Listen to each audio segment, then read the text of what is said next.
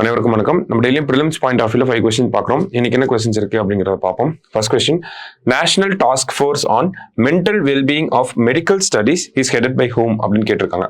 மருத்துவ மாணவர்களின் மனநலம் நல்வாழ்வுக்கான தேசிய பணிக்குழு யார் தலைமையில் இயங்குகிறது அப்படின்னு கேட்டிருக்காங்க. ஸோ யார் தலைமையில் அப்படின்னு பார்த்தோம்னா சுரேஷ் படா மத் அப்படிங்கிற இவர் தலைமையில். சரிங்களா, டைரக்டான கொஸ்டின் தான். அடுத்தது, a 10-member national task force has been set up to ensure the safety of doctors under the leadership of whom அப்படின்னு கேட்டிருக்காங்க. மருத்துவர்களின் பாதுகாப்பை உறுதி செய்ய 10 பேர் கொண்ட தேசிய பணிக்குழு யார் தலைமையில் அமைக்கப்பட்டுள்ளது அப்படின்னு கேட்டிருக்காங்க.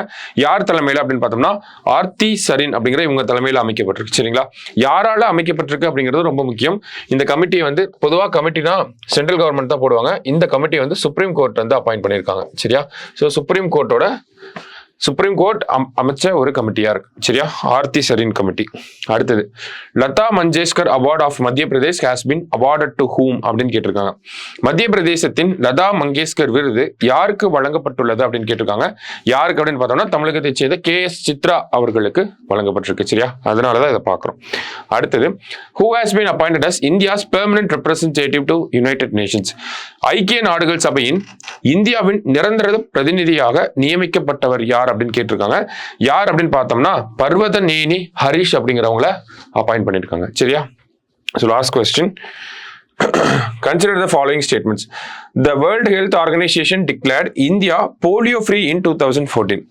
2024 Meghalaya polio cases vaccine derived அப்படின்னு சொல்லி கொடுத்திருக்காங்க.